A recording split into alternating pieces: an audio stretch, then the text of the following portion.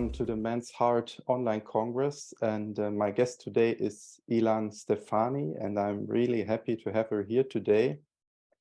Ilan is a Berlin-based best-selling author, speaker, and researcher in the fields of spirituality, sexuality, embodiment, trauma, and mysticism.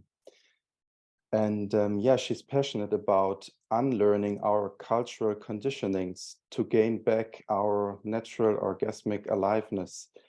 And Ilan gained German-wide attention with her best-selling book, Skin and Games, What Sex Work Taught Me About Love.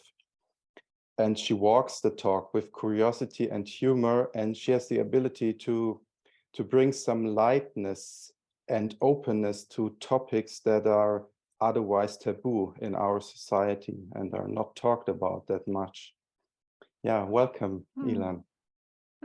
Thank you for the invitation. And I'm very excited about our internet connection as well. I admit there are several layers of challenge here. Yeah, wonderful. Let's dive in. Yeah.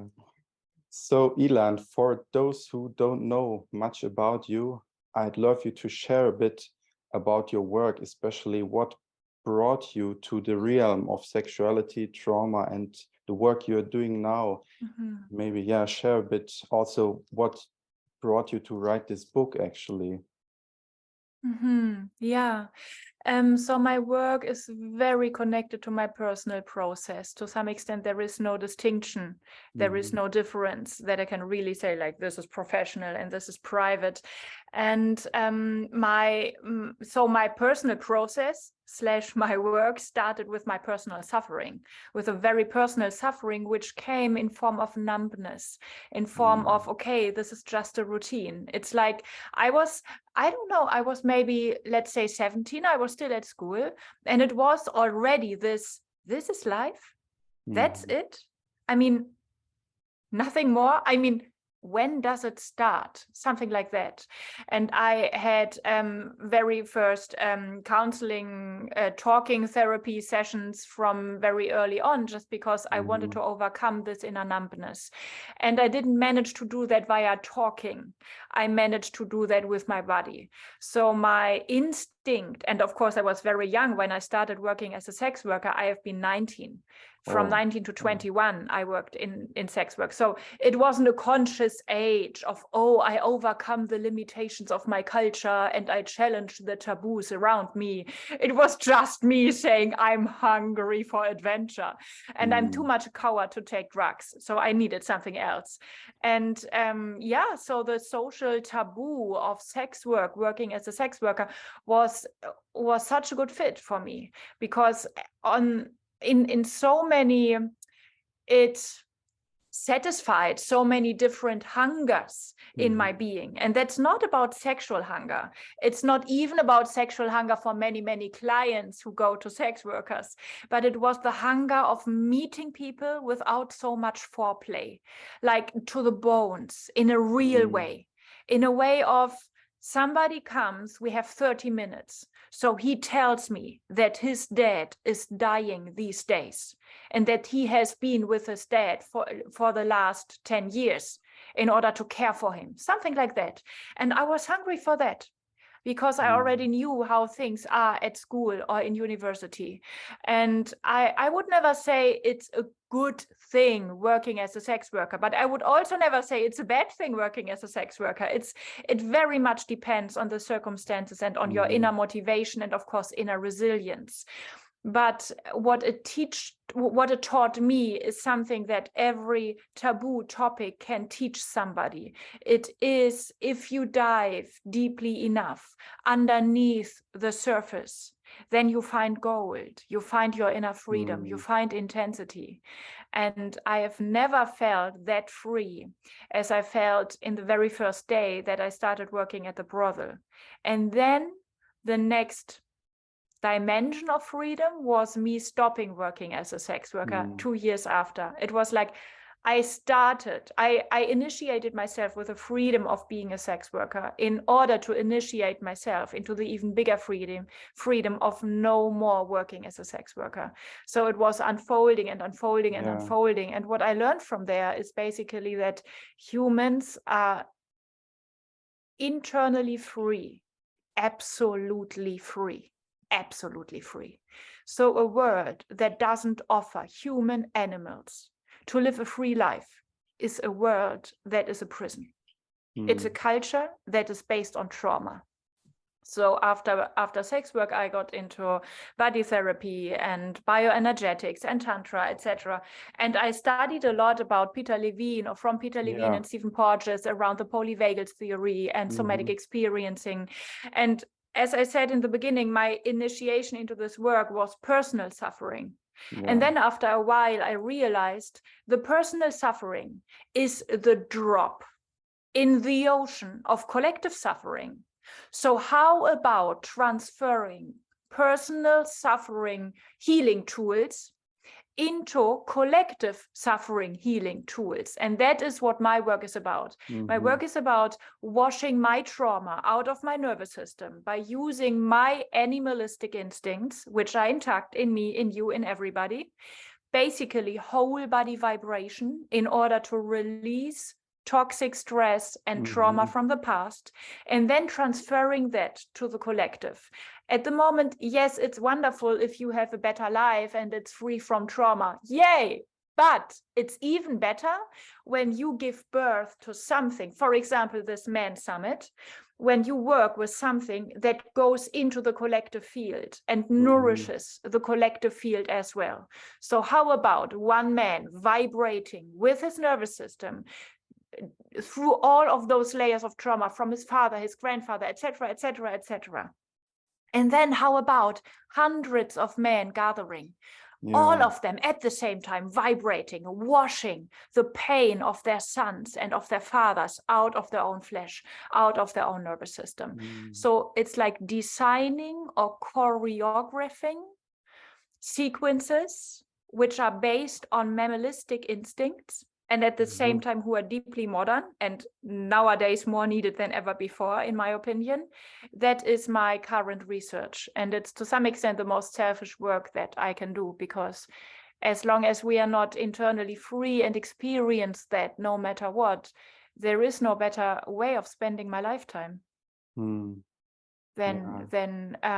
crawling back to this inner essence. Yeah. And that's something I feel like we're all longing for. And what I relate really a lot to is what you just said about coming together, like as 100 men and doing this together, because I feel one of the biggest pains for myself, but what I've seen in other men is a deep feeling of loneliness. And it goes so deep, it's even desperate. And that's also an intention for this Congress, like to show that there are maybe ways to go somewhere, to find someone, to make a first step, because I feel like we are trapped so often. And as men, we are not that open, like as many women maybe, talking to each other about their problems. I feel like we keep it inside most of the time. And then we get depressed and we have this high suicidal rate also. Like, what is your experience with men who you met, and why did they come to you? What were they looking for actually? When you say it was often not about sex, actually. Yeah, it's very touching what you share, and makes a lot of sense, because I think like first of all, let me start with a kind of general answer and then going into more specific, because I think you were asking me about clients that I met during sex work. So I think we have a lot of knowledge about how patriarchal societies are violence against women. We know a lot about that, and I'm so grateful for that. I mean, I'm standing on the shoulders of giants, of women who lost their lives and did it with a smile, because they knew that it's worth this fight, and that their sisters and their daughters will have a better life because of their death. So I have this heritage, and to some extent men don't. So we do not know so much about how patriarchal societies are violence against men as well. And I think one part that is so painful about your loneliness is that the underlying narrative is you are not worthy of connection. You're not worthy of somebody listening to you. You're not worthy of somebody taking your pain serious. So keep it to yourself, because we are busy with important stuff. I think this is a part of why men commit more suicide than women, etc., etc., etc., are way more sick, are way more die younger, etc. So it's a lot about the unworthiness, the devaluation of male lives in patriarchies. We need urgently more discourse, more talking, more sharing, more healing of this wound, not only of the female wound, not only of the wound of other sexes, but also of the wound of men. And I experienced as a sex worker that clients, even when they think they come for sex, I mean, let's say 10 or 20%, they came for sex, but all of them, every client was grateful for the opportunity to go beyond sex, to go beyond just a one-dimensional, I pay a vagina for 30 minutes. Everybody was grateful for me or my colleagues or whomever being a real human, and being a human that can smile and that can talk. And that can, like one of them, I remember one of them was so crazy. He was so in his mind with his ideas, what a sex worker is, that he looked at me after me saying my name, etc. He looked at me and said, "Your German is very good." And I was like, yes, my German is good. It's my native language. Yes. So it was so funny, because he was so amazed that there is more to this than what our media culture tells us. And what I learned is the deep grief in men when it comes to, I miss the woman that I can really touch and that I can make happy with me touching her. Because in a patriarchal society, women learn that the touch of men are potentially rape and dangerous. And so they tend to not feel safe when a man touches them. And how men are sad about that, because it's a weird situation for a man. You love somebody, you want to touch somebody, you want to make love to somebody. And by you wanting to do that with the one you love is you making the one that you love uncomfortable, unsafe. So what can you do? You can hate your feelings. You can hate your soul. You can hate your heart. You can armor your heart. You can numb your heart. So men do that, and then they get blamed for having a closed heart. It's a vicious circle. Yeah. And I learned that men who go to prostitutes are in no way special. I mean, just every man that you can show me in the internet or somewhere else can be a client, and maybe isn't a client of prostitutes. It's just the most normal man that you can imagine is one. And it's not, we do not need to talk about who is a client and who isn't, but we need to talk about the underlying motives, because very often it's not about pleasure. Very often, in most cases, men, okay, that's an aspect that I will mention in a few sentences, but let me finish this for a moment. But many men come out of reasons of suffering and unconsciously try to solve a problem that they need to solve in this society because it makes them unhappy and everybody else as well. And at the same time, nobody tells them how to solve it. So they have to struggle. They have to figure it out on their own. And then society comes and say, pay for sex, and then your problem is gone. And then they do that and they try that. I see it's a very, even though it's unconscious, it's a very honest attempt. And I got warned in my very first working days that I might start devaluating or contempting men when I do this job. And it never happened like that. I was really like, it's just one human experience after another human experience. It's very understandable. And yes, on many layers, I mean, it's not a fairy tale. Sex work is real work, and it's really exhaustive on so many levels. And today, of course, I wouldn't do that anymore because I feel so like my nervous system is too precious for me in order to check that little about, do I feel safe enough with somebody? But The human lecture was so deep and profound. I'm so grateful for the essence that I could extract from this experience. And what I started mentioning a few sentences ago was about male pleasure. And I think the narrative of clients is that clients run into the brothel and buy the world and have a lot of fun. And they don't. They don't have a lot of fun. They do not even have real better sex than private sex, because they do not allow their own sexual energy to nourish their whole body. It's again, they feel unworthy. They feel unworthy for an ecstatic life. And they look for ecstasy, but they lost it internally. And of course, nobody outside, somebody paid, somebody not paid, can give that to them. So I experienced in 2 years of sex work, one man who went into significant waves of pleasure. One man. Yeah. Yeah, it's something that we collectively, we just don't know how to go there. I mean, I can speak for myself. It's always pressure going down. Yeah. And then you have no other way. You want to release it. But the heart is always missing. And for me, it's always, I had this thought, we have here where I lived, sometimes at the roads, there are caravans, and there's a prostitute in there. You can see it. They're always there. And when you drive by, I was sometimes imagining how would it be to go there. And at the same time, I felt this feeling of, well, there was this feeling, I cannot get what I want, so now I have to pay for it. And this made it feel even worse, imagining that. So you're not worth of it, just what you mentioned. You have to pay for it. And that's kind of what is the way out of that?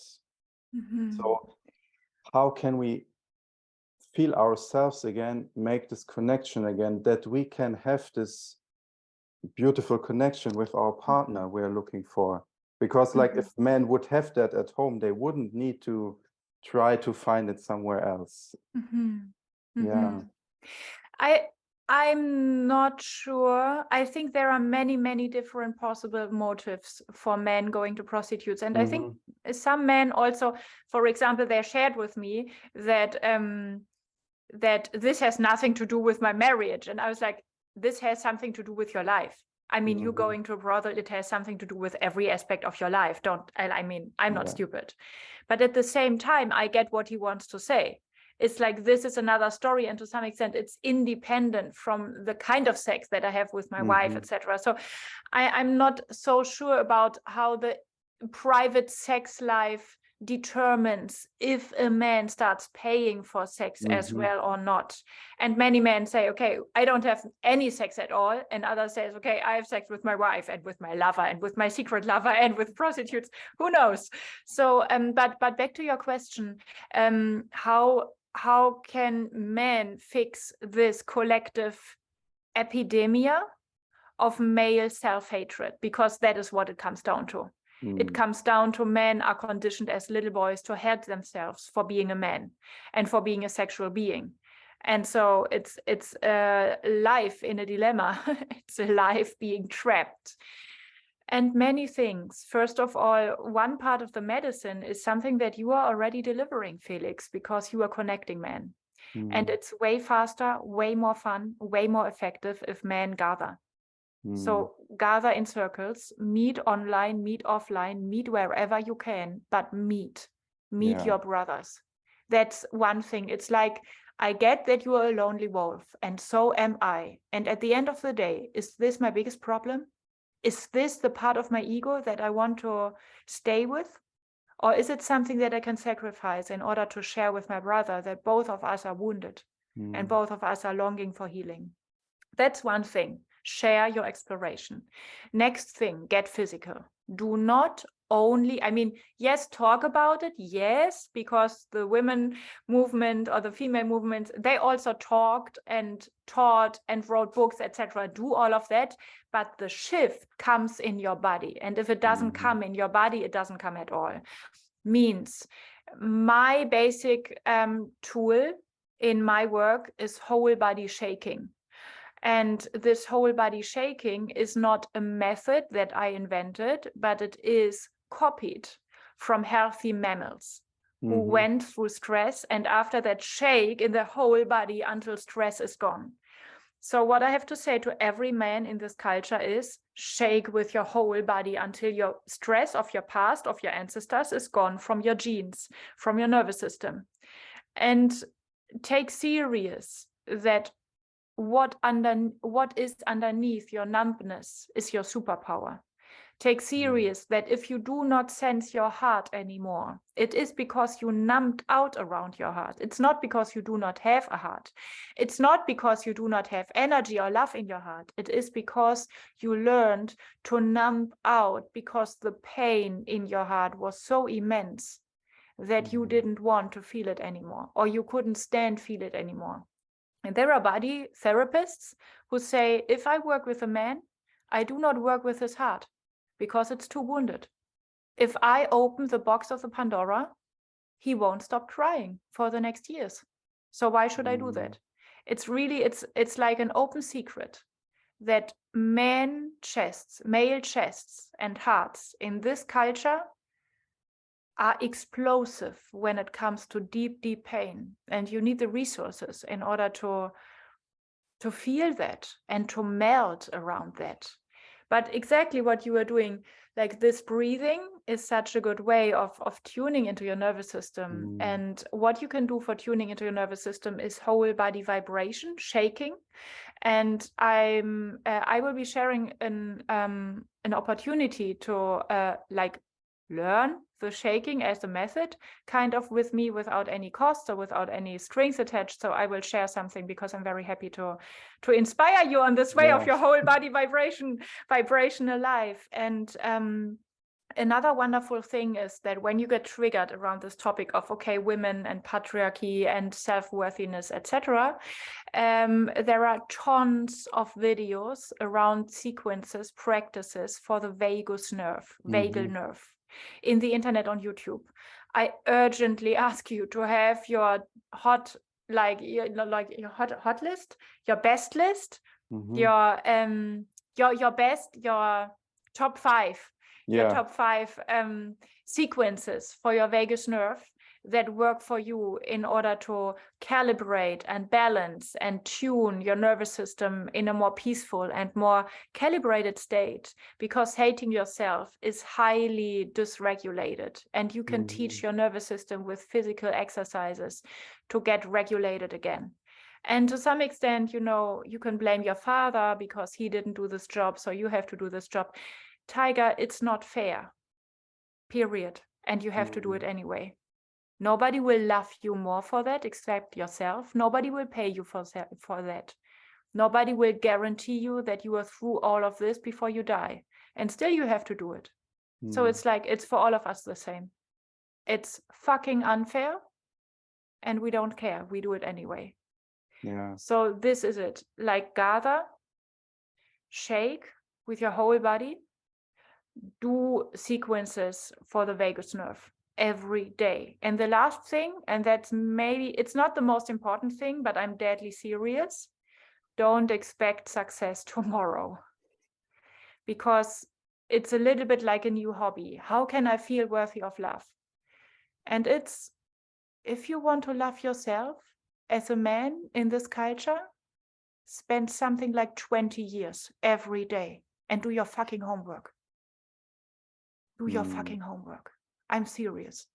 And it's not your fault. I'm not strict because it's like blaming somebody. I'm strict because I know that every really deep lesson that we get from life, it comes with a lot of patience, with a lot of time, with a lot of discipline, with many dark nights of your soul. And be prepared for that. Because if you expect success tomorrow, you already plan to hate yourself and blame yourself again, because you won't have success tomorrow. You will have success, but you need to be deadly disciplined around that. So it's, and I say that especially to men, because I see immense power in men, immense powers for transformation. I'm really like, wow, it's so much fun working with men because it's so efficient. And there is one spot over and over again where men are incredibly naive. And that is when it comes to how much does it cost them, especially how much time does it cost them to succeed. It's so naive. I'm so sorry, but that's so naive. Spend something like 20 years. But if you manage to love yourself, love your penis in a patriarchal culture that taught you that a penis is an organ for rape, if you manage that, you are through. You are free. It's like it can't get any better. It's the ultimate highway to freedom. So it's worth it. But it will bring stuff up that is beyond. And we do not know what it will bring up because we are numb for our stuff. That's the definition of our stuff. Wow. Yeah, that's a lot you just shared. And yeah, it's kind of a few of that things I have experienced in the last months as well. I went through a men's online course for 3 months, which included a lot of what you said, discipline, like 5 days a week for 1 hour at least. We have to commit to practices. And what I find really helpful when we can have accountability as men, other men holding us accountability for our practice. That is the one thing for me, at least, that keeps me on track, you know? And it's kind of frustrating what you're saying, but I can feel it's true that it's taking so much time. It's also what, and it's also like putting the goal so much into the future that you stop thinking about it.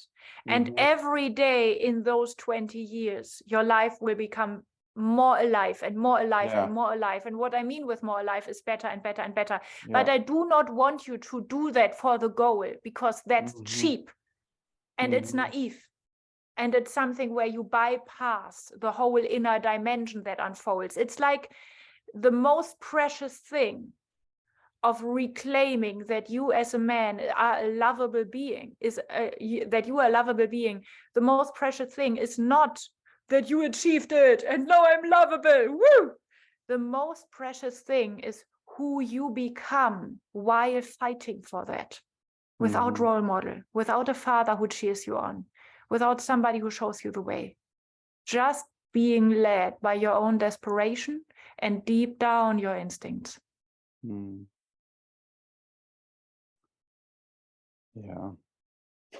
Yeah, the desperation, often it has to come to desperation, and that gives us, I mean, for me it was like that, at least. For me as well. I'm so grateful that you share that, because many people like project, at least on me, that I'm courageous, and I'm like, I'm the biggest coward on earth. I just don't want to suffer. I was desperate. I mean, there is no courage. I just didn't want to suffer. So yeah. Yeah, it's so valuable, the work you're doing. I feel, especially for men, we really need to know about this stuff. I was arguing. It's like, I was arguing with myself for so long because, like you said, I couldn't feel hardly anything. I just was completely disconnected. And then at one kind of shamanic work about my father, somehow it happened and I broke out in tears. And it was like the first layer opened. And since then, I have some access again. And with breath work and things like that, I find that I can access some stuff. Still, it's very difficult, but at least now I know that there is something inside. I feel like we have to at least once. Yeah, otherwise we're just helpless in a way. Wonderful. I'm so grateful for your sharing. And you see this opening of a male chest in this culture that happened in your body is such a contribution to the field of men who are healing collectively. It's so amazing. And at the same time, you are not only somebody feeding the collective field by opening up your own chest, but also you are sharing that in words. So it's like doubling up the value and the visibility in the field. Yeah, amazing. And at the same time, it's so courageous that we are talking about being work in progress. I am work in progress. And I think, at least me, I won't be through until I'm dead. Definitely not. There is so much stuff. And so it's like, but can we guide and love each other on the path instead of who is closer to the goal? That in itself is a patriarchal matrix that is deeply unsexy. It's not alive. It doesn't nourish anybody. It doesn't see anybody. It doesn't love anybody. It doesn't appreciate anybody. Let's stop being a voluntary slave of goals.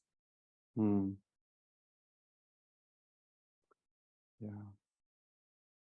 So the essence kind of seems to be to go through the body. That's kind of the most important thing. And yeah, I wanted to ask you anyway about the shaking. So it's great that you offer this opportunity so men can get I have an idea.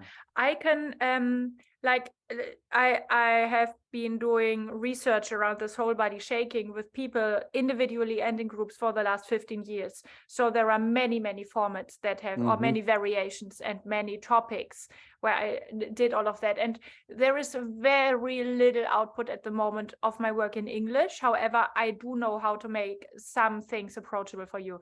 And that is, if you're open for that, I can offer a free shaking guidance to anger, because I think anger is a very suppressed superpower in men. Yes. So I celebrate male anger, because if male anger, when it comes up in a very physical way, it stops being perverted into war or into violence against others. So I really, it's like, go for it, tiger. So yeah, I can offer you just this download, and then everybody can download it and just test it for himself.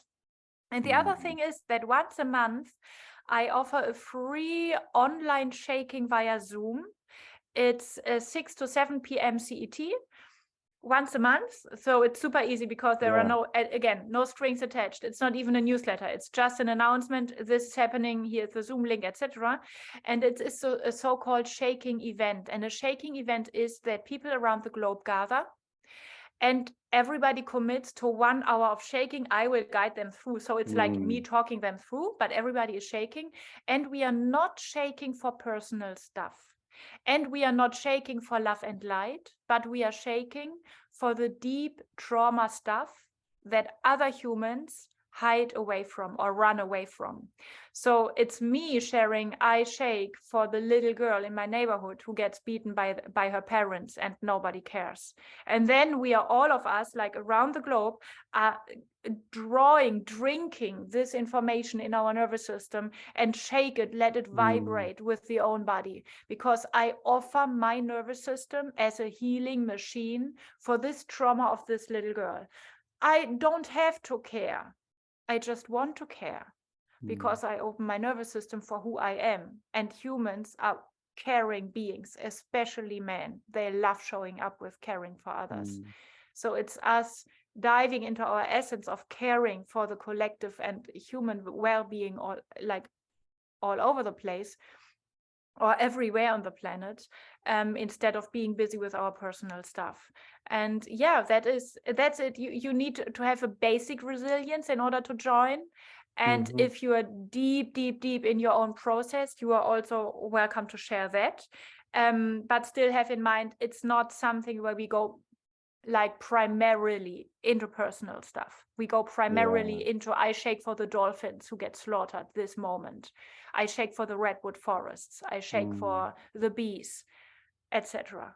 So this is a so-called shaking event, and it's incredibly powerful, especially because it's not you as a man or you as whoever needs to fix yourself first, but you as this damaged being, this wounded son, you are so much more than enough.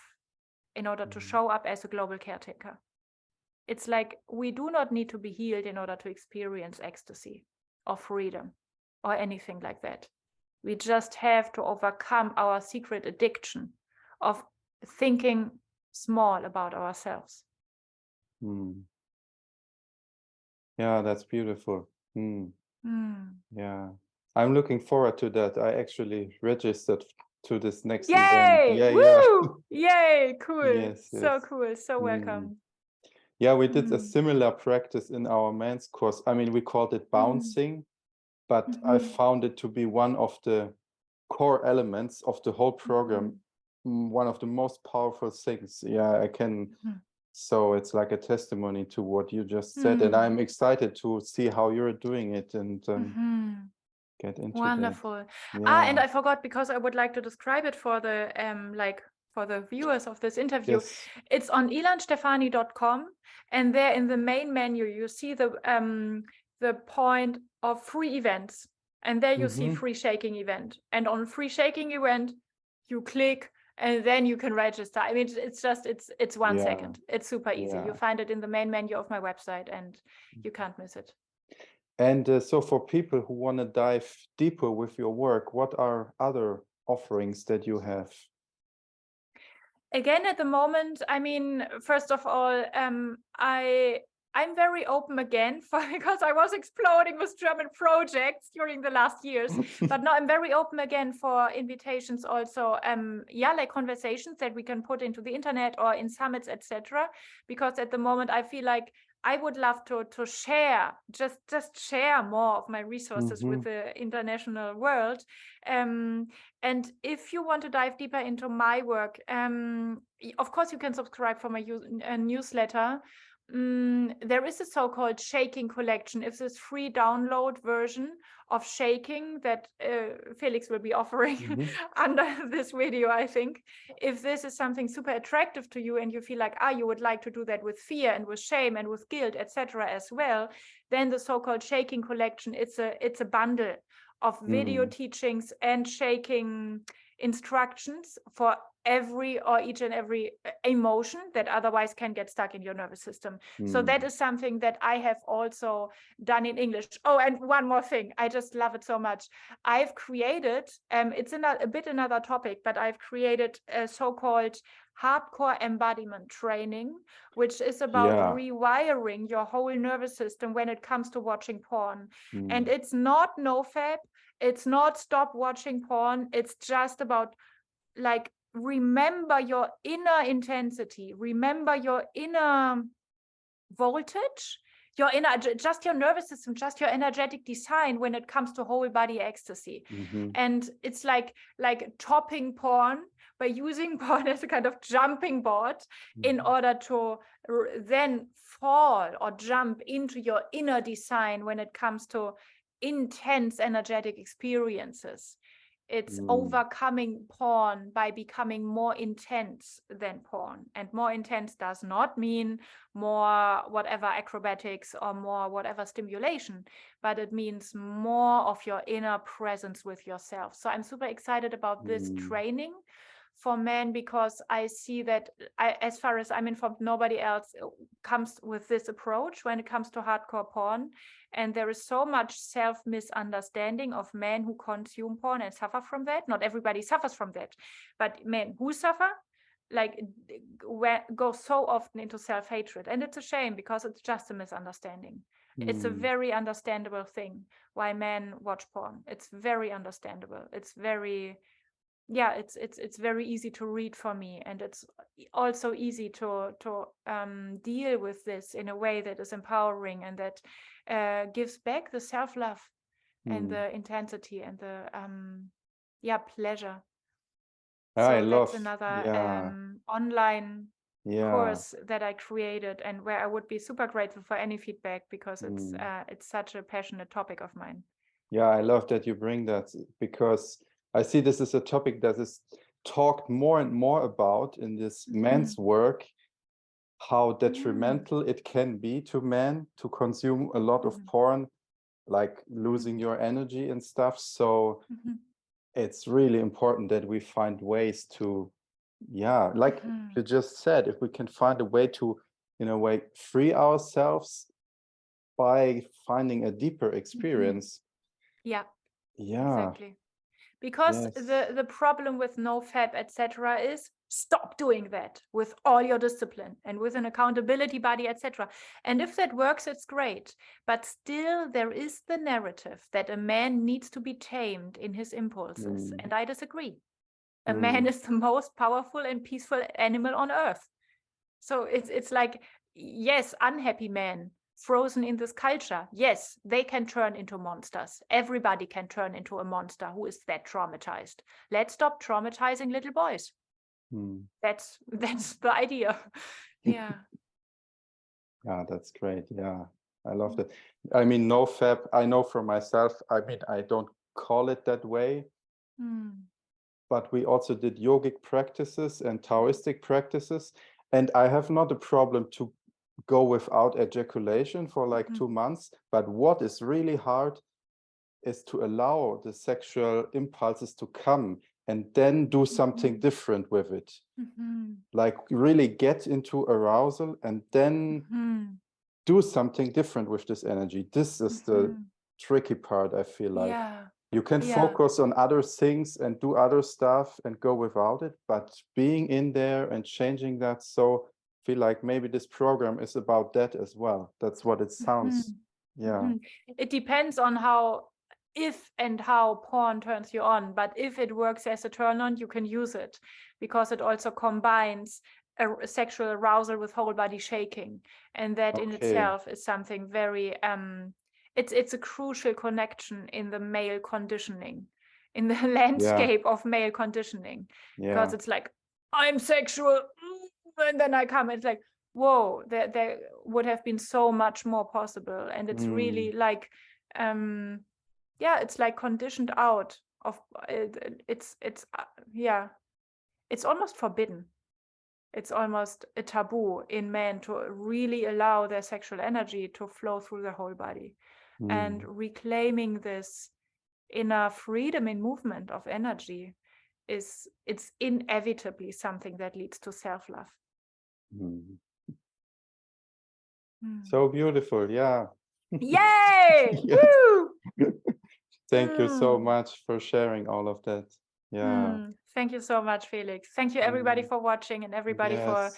for being on this path. It's really like, I do not envy you for the collective male burden on your shoulders, and at the same time our burden brings out the best out of us. So it challenges us until we really, really grow. And I'm so looking forward to this growth explosion all over. Amazing. Yeah, I encourage also every viewer to check out Ilan's book and just get to know ourselves better through her work. I feel like there's a huge opportunity for us. And yeah, with that, all the best to everyone. Yay! Yeah. Thank you. Bye.